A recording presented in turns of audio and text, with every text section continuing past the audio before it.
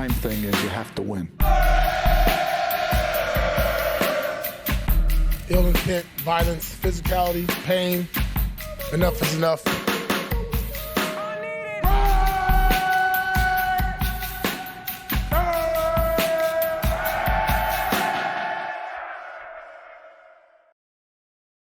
All right, welcome back to the Just Win podcast. We are live after the Raiders lost to the Broncos 29-19.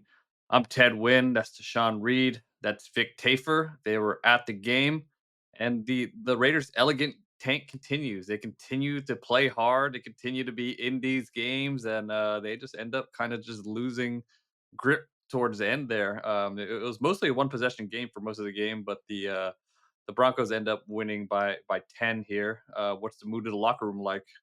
Why are we calling it an elegant tank? Why is it elegant? Because you're not getting blown out. You know, you're competitive in these games, but you still achieve the ultimate goal of tanking at the end.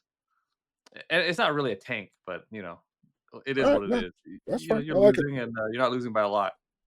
I like it. Elegant. Okay. The mood here is it's not good, I would say. I think we lost 7 in a row now. I think it's kind of a broken record. They kind of hang in tough the first half. They kind of at some point the defense makes a mistake or two, and it kind of costs them. And the offense can't score enough points today. Darren Carlson had 4 field goals, I think, when they could have definitely used a touchdown or two. So I guess the big news is Gardner Minshew, broke his collarbone. He's out for the year. So the elegant tank now has a new general, I guess, with Aiden O'Connell back on Friday, probably. Yeah, well, what are the chances Aiden O'Connell's back on Friday? I think pretty good. I think that's the plan. I mean, obviously, we won't know until he actually tries to go and practice, but I don't think they want to go with Desmond Ridder. So I think the plan is for Aiden to be the guy. Yeah, if he's healthy, he's going to be the guy. It's just a matter of physically whether he's ready to go. I think both Vic and I tend to think that he's going to be able to return this week. It is a short week with them playing the Chiefs on Black Friday. They're going to be traveling on Thursday, and they won't practice tomorrow, but expect to have some sort of walkthrough on Tuesday. And so Tuesday is probably the soonest we'll know if Aiden's able to get back out there. But it was his throwing hand that he broke his thumb on, and so that's why it's taken some time, and they went ahead and put him on injured reserve. But I would say it's trending towards him being able to play, and he's pretty much the no-brainer option. Desmond Ridder, he struggled pretty badly the 2 times that we've seen him this season, and there's really nothing from his past that suggests he's a better option than O'Connell. So and that's what they were trying to do over a month ago now. When they initially benched Minshew for O'Connell, but then he broke his thumb and they had to pivot again. And so they've been wanting to hand the keys back to O'Connell for quite some time, and now they finally get to do it. Yeah, here's an amazing stat about Desmond Ridder. In 22 games he's played in the NFL, he's fumbled 17 times. And that's 2 times with the Raiders, and a bunch of times with 15 times with the Falcons. That's got to be some sort of record. I know Daniel Jones had his struggles fumbling early in his career, but man, 17 to 22. So imagine the Raiders probably won't see him out there.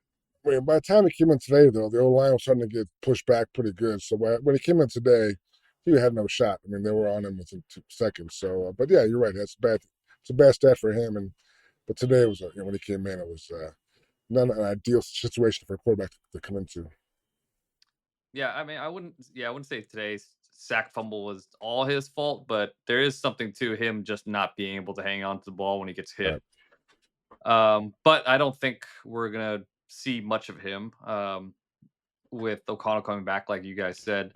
And I know the offensive line kind of started getting pushed back a little bit in the fourth quarter, but I thought for most of the game, Gardner Minshew got pretty clean pockets. He was doing a pretty good job of getting rid of the ball pretty quickly too. But yeah, I mean, he had pretty clean pockets. He was able to go through his reads and get the ball downfield for the most part today against a pretty good defense.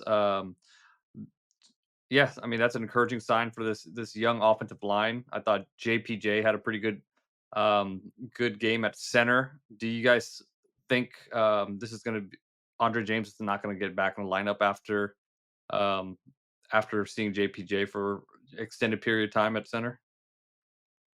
Yeah, I think we both think he won't be back. I think they kind of want to go with this group they have of five guys. Today was their second straight start with these five. I think they want to try and build some continuity. And like you said early on, I thought it was pretty good. I mean, I don't know if it was halftime adjustments, but definitely the pressure got a lot more severe second half, and then they stopped going. I'm surprised. I asked Antonio about this. The run game I thought was doing pretty well for one of the few times this year. They kind of gave up on it, I thought, too early. But again, the O-line, I thought, had some positives in the first half. Second half, not so much. Yeah, I mean, uh, it seemed like they averaged almost 4.5 yards per carry for most of the game, and I forget. I think I talked to you going into that last drive. I think they only had like 11 design rushes or something like that late in the fourth quarter. It just didn't really make sense, particularly since it was such a close game throughout. It wasn't like they fell into some big early deficit and had to claw them way back out. Like I really don't see any reason why Gardner Minshew was throwing it 40 times a game, particularly given how poorly he was playing. And you're going against one of the better pass rushes, or the right now the best pass rush in the league with the Denver Broncos leading the league in sacks. But it just kind of was a weird game plan, I thought, from Scott Turner. And be interested to see what he says when he talks this week about why he did that, because it was pretty perplexing to me. Hey, if you're not going run pass and getting to third and eights and getting sacked, I'm not complaining. I think the offense actually does look smoother with Scott Turner because the use of motion. There's guys getting open. The ball, Gardner Minshew was doing a good job of getting rid of the ball quickly, and there were outlets. Um, I wish they did a little bit of a better job of getting Brock Bowers the ball, but you could tell the Broncos were really focused on taking him away, and that really opened up some opportunities outside for Trey Tucker and Jakobi Meyers. But it was good seeing Trey Tucker find some success outside. I think the Raiders have been waiting on uh, Trey Tucker to have a good game, and he finally has one here against a pretty good secondary. I think with Bowers, I think you saw at times they had Sertan on him a few times, Mhm. a couple double teams. So clearly, it's a top defense, and they definitely that was their guy they had in their targets. And they still had some numbers, but late. But like you said, it's tough in the offense when your best player is not really a guy you can turn to often during the game. Yeah, I mean, they had safety help on his side of the field for most of those dropbacks, I would say, and he had a lot of matches for Surtain. And as amazing as Bowers has been as a rookie, Surtain's the best cornerback in the league, and you're just not gonna have a ton of success against him. And given how much attention that Bowers was getting, that did free things up for guys like Jakobi Meyers, 10 catches for 121 yards. And you mentioned, Trey Tucker had one of his better games as a pro as well. And so it's kind of the byproduct of it. If they are going to, it's almost a sign of respect, or it is a sign of respect for them to put Surtain on you as a rookie and not only have that, but also safety help going your way. And so I think, whether Bowers had a huge day or not doesn't matter as much as his overall impact on the game. Looking at the Yeah. receiving stats, jumped out at me. Sorry, some water. Jumped out at me that the receiving stats, one catch for 34 yards. Divine Diablo. That's a guy who get involved in the offense more often. He showed some wiggle, some big play potential for Divine. That was actually one of the more well-designed fake punts that I've seen. They basically ran a mesh concept. The mesh concept's when you have like crossers kind of running into each other to try to create a rub, but guys were so wide open they didn't really even have to create a rub. But that was a pretty nice play. And Yeah. as I always say, anytime you can have your punter throw to your middle linebacker, you got to do it. So, but overall, special teams did stand out today. Labe, Vic's guy, got a big return Hey, on good for kickoff. him. Daniel Carlson had a good day, had a few good punts going on. Special teams played well today. Yeah, and I just came on a day where special teams coach Tom McMahon didn't coach this game. It was under undisclosed reasons. Like right before the game, they announced it, so it was actually assistant special teams coach Darius Swinton the second that was dialing things up on that end. So especially considering that it was obviously they prepped throughout the week and he was there, so it wasn't like they just suddenly had to make a game plan today. But doing it pretty much on the fly, I thought it was pretty impressive. And not just special teams, but the defense I thought played pretty well for most of this game. Even though Bo Nix played pretty well, and I think this defense and special teams gave them every chance, to win this one. And it was really on the offense that dropped the ball. Yeah, for sure. I What thought was the the name defense of seemed good. no? What was the name of the special teams coordinator that coach today? He's the assistant special teams coach, but Darius Swinton Darius is his Swinton name. might have made himself some money today because there are some teams that are desperate for a special teams coach out there. So yeah, good job by him. I was able to defense. I thought, again, the injuries have definitely stacked up. We saw that at times. Secondary had some issues again, but a bunch of new faces. And the rookie, DeCameron Richardson, had a really hard time going against Cortland Sutton. It was a big tough matchup. And but even with all that, the defense kind of held tough despite that. There's a one drive in the fourth quarter that kind of killed them, and the touchdowns by Sutton. But other than that, they did enough, I thought, for the team to win today if the offense had done a little bit more. Yeah. Yeah, I mean Gardner Minshew and Bo Nix actually had the exact same completion percentage, 59.5. So Nix, he's been playing really well as of late, but he wasn't that great today. He was a little spotty with his accuracy, and they held the Broncos' run game in check too. They only averaged 2.9 yards per carry. So again, considering the circumstances, the defense being without five starters today, half their or more than half of their secondary now, like I don't know how much more you could ask out of them. Yeah, and I thought they were going to blitz a lot coming into the game, and they did. They were just trying to blitz and get Bo Nix off his spot, and they're trying to blitz the edge guy so that he can't really roll out and run those bootlegs. It was pretty effective, but just the problem is, you have all these new guys in the secondary. You have communication problems. The play in the red zone when they put Mims in, I think it was the third down. They put Mims in the backfield as a running back. There should have been some sort of communications to get that handled. I mean, it was so obvious. He's in a backfield for a reason, and then he gets wide open. So it's just like these communication issues are killer. But what do you expect with all these new guys in the secondary? It's pretty tough. And blitzing, I think, was the right call. I mean, it's better than letting Bo Nix sit back there all day and then having to deal with other types of communication problems. And I thought they were pretty good against the run today. They gave up a couple long runs early on, but other than that, they pretty much stuffed the Broncos running game.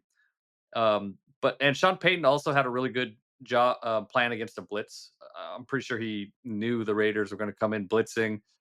He had some nice screens designed. They had a plan, some creative protection calls they had, and they were able to get the ball downfield in the middle of the field, and they had that touchdown to Cortland Sutton, knowing they would get a one-on-one. So hats off to Sean Payton. I thought he had a pretty good plan. I thought the defense played hard though.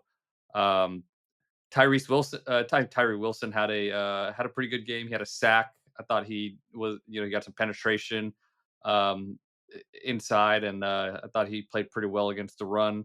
And you can tell his confidence is going up, man. He got caught in the camera talking a bunch of smack to Bo Nix, and he must have said something really bad because Bo Nix looked like he completely lost it. Like he had these crazy eyes going, and then Ron Tolbert, the referee, like he had a crazy look in the camera, like, oh my god, I can't believe you said that. So it's a good thing. You want Tyree Wilson to be talking smack. It just means his confidence is growing. Yeah, I mean he had a sack last week against the Dolphins. Had a sack today. He also had a pretty nice tackle for loss. Blew up like a jet sweep that they had when they were I forget what quarter it was, but they were in Raiders territory, and that pretty much blew up that drive. So he's been better. They've been, even though Malcolm Koonce has been out all season, they haven't been starting Tyree Wilson. They've been kind of using him as much more of a sub package rusher, which obviously you would hope that he'd be ready to start and take over guys like Charles Snowden and whatnot. But he's making progress, showing a little bit more of the flashes that they expected to see when they took him seventh overall. And he's still a super young player, raw player, and see if he can continue getting better moving forward. Like I said, it's been 4 games now for Max Crosby without a sack, but I thought he was very disruptive today, especially in the run game. I think he had 3 tackles for losses, and so not a dominant game from Max. Definitely a guy who definitely was a nuisance. I think the other guy I thought played really well was Trayvon Merrick. Definitely is really relishing his role as the kind of the enforcer of the line of scrimmage. He's hitting people, he's knocking away passes, and kind of showing his range. A guy who I think has made himself a lot of money, and then in the offseason is a guy who will be a free agent. What's Jack Jones' contract situation like? Is he on a 1 year, or is this his last year? No, Yeah, he's I still think under he's contract. He's on his rookie deal still. his rookie Okay, deal. Yeah, he has 1 more I year on thought. his rookie deal. Yeah, I thought he Yeah, played because they well today. claimed him off of waivers. Hmm. He had some nice plays today. He had a couple of tackle for loss and a pass breakup on the touchdown to Sutton. Man, that Sutton's just too big for him, but I think he got to just. But otherwise, I thought he played okay today. I thought he definitely had a back injury last week. He missed practice on Wednesday and Thursday. Came back Friday, so definitely not 100%. But I thought he gave a good effort today, and he's definitely, I think, a piece of the puzzle maybe going forward. He's tackling today, man. He had 7 tackles. Had a tackle for loss. So he being physical out there. It seemed like Yeah, he was hyped up. And with Max, even though he didn't have a sack, I thought he was pretty disruptive in the run game today. I mean, he had 3 tackles for loss, and like every time it seemed like every time he hit somebody, he was hitting the shit out of them. Like he was fired up. So I thought the defensive front overall played pretty well today, and the Broncos they were just really able to exploit that matchup with Richardson. But it's kind of hard to blame the rookie. Like they weren't expecting him to play much this year. I think this was probably supposed to be a redshirt year for him, but due to injuries, they kind of just had to throw him out there, too early, and he's struggling right now. But that's how you got to work through it, growing pains. So, we saw last year, Jacoby Bennett had a really rough rookie year and, was getting exploited in a similar way. And we see how he's bounced back this year. So, experience is still valuable. At this point in the season, like they're not going anywhere. So, I think getting young guys like that some reps is only a good thing for planning out the future. Yeah, I agree. Yeah, we'll see what Richardson can develop into, but he's just getting kind of thrown into the fire right now, and they're asking a lot with these blitzes. Putting him on an island and having him figure it out. But this experience will be good for him. I mean, they just kind of have to right now. They have to kind of play this high variance type of game to compete right now. And I mean, they are competing. The Broncos have been playing very good ball as of late, and they had a chance in this game. But the elegant tank continues. They are 2-9. They are sitting in a three-way tie with the Jaguars and the Giants. And obviously, the Giants are going to need a quarterback. They just cut Daniel Jones. The Jaguars are probably not going to move on from Trevor Lawrence. They just gave him a big contract extension. So, what do we think about the Raiders putting themselves in a position to get a quarterback high? It's a hell of a spin on it. But, I mean, I guess that is the silver lining of this is, they are going to be in range to draft a quarterback, assuming that there is one that they think is worthy of that sort of selection, which we have to see. I'm sure they don't know that fully yet throughout the offseason evaluation period. But I mean, the big thing right now is the Giants are still ahead of them, and the Giants are drafting the quarterback. So if they're ahead of you, that's still an issue for the Raiders. And would the Jaguars potentially be interested in trading down? Like maybe. I mean, if you think that the Raiders and the Giants are both going to take a quarterback, and they're not going to draft one since they have Trevor Lawrence, it's like what do you have to lose? But I would assume that the Giants would also, be interested in trying to trade up. So and it's not just one quarterback in this draft class. I know Shedeur Sanders. We've talked about him a lot, especially earlier this week with Romy coming off on the show. But Miami's Cam Ward, and there's some others out there that have some intrigue. So we'll see how it all pans out. But they're in the mix right now, and we've talked about it all year. They're kind of, or not kind of, but they are in quarterback purgatory. Minshew's done for the year. O'Connell, even though he's going to come back, like we know O'Connell's not the long term answer, and the free agent market isn't looking good next year for now. I mean, we'll see what happens with like Aaron Rodgers' old ass, but most oh, likely the Raiders are gonna need to draft a quarterback, and no, no, no, no, no. they need to find one they like this year. So Tom Telesco, I know we kind of gave him a pass this year for not taking a quarterback because there really wasn't any option left at 13, but you got to do what you got to do to get your guy this offseason, I think. Watched football yesterday all day, all the quarterbacks, and it wasn't that pretty, I gotta say. I mean, I guess Sanders did okay even though they lost, but other guys I wasn't terribly impressed with. I watched them on and off all year, but definitely not the same class of quarterbacks as it was last year. So I think it's kind of bad luck for the Raiders in that regard. But you got to do your homework, find a guy you like, and move on with that guy. But yeah, that's what it's all about right now, right? Look, Raider fans want to look to the future, have some hope. They want to find their own kind of their own version of Bo Nix at some point. Because Bo Nix definitely gives this franchise a kind of a new a new face and a new excitement. People are fired up in Denver land. So I think the Raiders want that same kind of thing for their fans at some point. All right, let's before we talk about the quarterback class a little bit, let's slam the door on the Daniel Jones thing. Ian Rappaport kind of tweeted out that the Raiders might be interested in Daniel Jones, and maybe Daniel Jones might be interested. Um, I just don't think like that's a move you make now. Like, why go pay Daniel Jones for what? Like, was he gonna come in and maybe win a couple games with the Raiders? Like, are they interested in bringing him in next year? Like, what do you guys think about the Daniel Jones to the Raiders thing? I saw another report where it said he wants to go to a contender. He wants to be a backup, which I think is probably the way to go for him, and also for. I just think That'd I be the don't think smart he. move to me.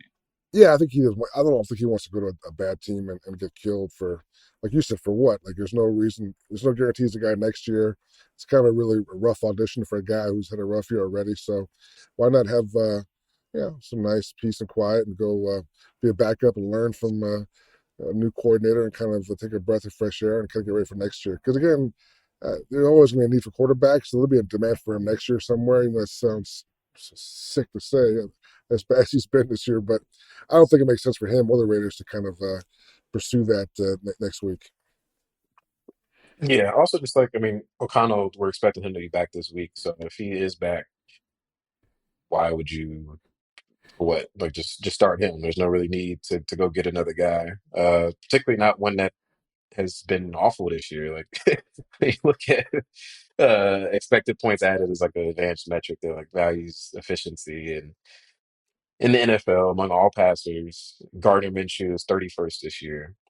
30th is Daniel Jones. So That's an upgrade. Ooh. why would over Gardner Minshew, which we think Aiden O'Connell is also an upgrade over Gardner Minshew. According to Ted Nguyen, the entire season, he has told us this since week one Yes. that Aiden O'Connell is a substantial upgrade over Gardner He is. Minshew. So You know there's no what? need to go get A there's no need five to go get spots Daniel over Jones. 30 is 25. So that's an upgrade.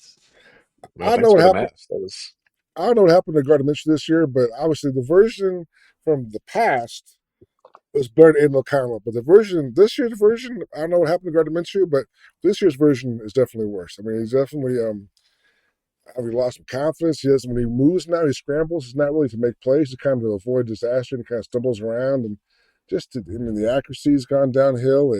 Turnovers are going way up. I don't know what happened to Gardner Minshew, but this year, clearly he's not the same guy the Raiders thought they were getting when they watched the film from the previous year. Something happened.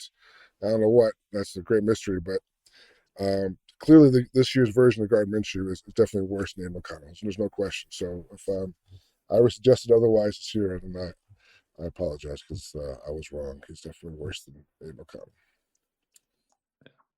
All right, I'll talk about the QB class a little bit, and keep in mind I haven't really broke down all 22 on these quarterbacks, but Shedeur Sanders. I mean, I thought the conversation with Romy was pretty interesting. The insight about how him and Pat Shermer kind of collaborate to adjust the game plan and kind of create a new game plan as the game goes along. And I think the hope with Shedeur is you get him in. He's a smart, pro ready quarterback that you can adjust the game plan with and all those things.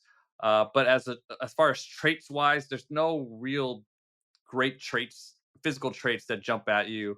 And physical traits matter. I mean, I know some people don't believe that for quarterbacks, but physical traits matter. I mean, look at Bryce Young, brilliant quarterback. I mean, he did a lot of really good stuff at Alabama, as far as processing, line of scrimmage stuff.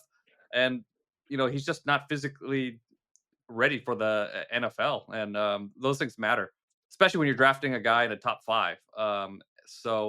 We'll see how far Shedeur can kind of push his draft profile. I mean, I think it would really help if you had a big game against a really good defense in the playoffs or contending for the playoffs if Colorado gets that far. And then Cam Ward, he has a bunch of B+ type of traits, but he also plays a very unorthodox game. You could see that high variance in those Miami games. He'll hold on to the ball, he'll run around, and sometimes it works and sometimes it doesn't. And it's not like he's a high traits type of quarterback as well. I think his traits are a little bit better than Shedeur, but he's not like a elite athlete as well. So there's drawbacks to these prospects. I mean, as this is not like a quarterback class like the Kenny Pickett class, but it's definitely not the high end class where there's a top five, um, for sure top five type of quarterback that you want. But obviously, those quarterbacks are going to get pushed up because the league is desperate for quarterbacks. But we'll see how these guys continue to develop as the season goes along. There's still some games left, but that's just my take on the class for now. Yeah, I You mean, guys, like I said, I haven't jumped in super deep in like all 22 and all that, but I don't. If it's not Shedeur, I don't really feel that great about taking any of these other guys he's the anywhere cleanest close to the prospect top for sure. 10. Really. Yeah, like I don't think I would do it. Cam Ward, like you said, he has those physical traits, but I don't know. It just looks like I wouldn't say Anthony Richardson level, but he kind of has some of that to his game where he kind of his decision making just is kind of like, what are you doing? It's like the basic stuff. And I know that like Dane Brugler had Milroe above Shedeur Sanders. I don't I don't understand that at all after watching that I think Alabama game. I think Milroe's got the highest upside, but it might take a while to get there. I think he's definitely a project more than the other two guys are. Yeah. And that's it sounds dumb to say this, but like, you shouldn't judge a quarterback by a tackle attempt. That tackle attempt, that game was so bad and so soft. I was like, yeah, I'm not sure that guy can be my quarterback, but whatever. But I think Cam Ward, I've watched him more than I should this year because they played Cal and watched one of their games. But I think he's just too streaky for my taste. And I think also it's kind of weird, but I think Miami, they have more success when they run the ball. They're a better team. They run the ball a lot than when they pass the ball, which is not a great sign if you're getting their quarterback. But I think he's also a guy with some question marks. But again, it's not a great class, but you hope to find the jewel in there somewhere and kind of build around that. Yeah. Yeah, I mean, I'm kind of. Go ahead, Ted. I think Dane's thinking with Milroe is he's not a big Cam Ward fan, and I kind of understand if some people don't like Cam Ward. And Shedeur is just a clean prospect, but for a top five quarterback, you want to see a little bit more high end traits. And to him, Jalen Milroe is a guy that he's gotten so much better as the season's gone along. He's still not at a point where you could say he's a clean top five type of quarterback. He's definitely a developmental guy, but tons of traits, super athlete when it comes to running, and he's has a live arm. He's a much more accurate passer than Anthony Richardson was coming out of college. So you have all these tools to work with, and I think his thinking is if you're going to pick a quarterback in the top five, you might as well pick a guy that has the ability or the talent to be kind of one of those blue chip quarterbacks. But the problem is Yeah, I mean, like if you're a coach or GM, you're taking him. You better by the time he's ready, Yeah. you may be fired. So you got. I mean, that's a tough thing to weigh. It's going to take him a while, I think, to really get to that point where he can play well in the NFL. And the traits thing, I get it, but like you don't have to have like elite traits to be an elite quarterback. Like Joe Burrow is playing as good as anybody this year, and he has no elite traits physically. Like he's mobile, like he can move around, but like he's not running a 4.3 40 or something like that. He's not, jumping 45 inches. Like he's a good athlete, but I don't think it's necessarily required for you to be top five worthy. And Burrow went number one overall. So, but I will say, like, I don't think that Telesco, he's not the type of guy where he's going to force it at quarterback. You look at his history, like it's no brainer type of guys like Justin Herberts of the world. To just have all the physical tools in the world that he tends to lean towards. So, but you have to have if you're going to do the stopgap thing again, it can't be another Minshew, type of whiff. You got to have a guy that's significantly better than that. But I can't be mad at you if let's say you are number three, and the Giants take your door number two, and you're like, well, shit, I'll take Travis Hunter, I guess. Like I can't say that's a bad pick. Even though you don't have a quarterback. And you can always draft one later, whether it's trading back into, maybe let's say you like Milroe at the end of the first round or early in the second round more than you do in the top five. That's also a way that you could go about doing something like that. So, but they have to come out of this offseason with some sort of new answer at quarterback. It can't be Minshew's gone, but it can't be Aiden O'Connell and friends again. Maybe Garoppolo is finally fully healthy after a year off. Bring him back. now that he's fully healthy and ready to go. Oh God, Go to no, hell. no, I'm not watching that again.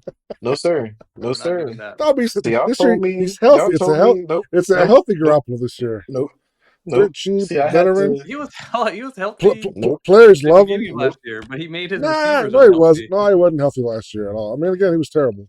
I'm blaming a lot of that on injuries, but I was kidding. But about bringing him back, but it's not a great free agent class, so you have to be creative at some point if that's the way you're going to go. got to both of y'all hated in free agency that's been way better than anybody they have. Russell Wilson. He act like he was fucking the scum of the earth or something. And It's the scum of the earth. That's what I said. I said he is a I'm scum of the saying, earth. I was wrong. man. I was Would have been a wrong, lot better than Russell. Gardner Minshew. Right.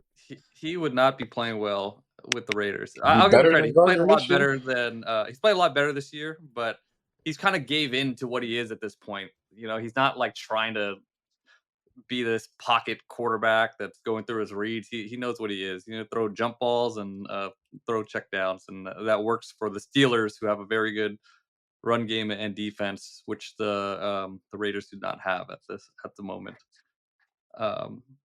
But yeah, who knows? Maybe if Russell Wilson played, they might win a game or two, which is not good overall.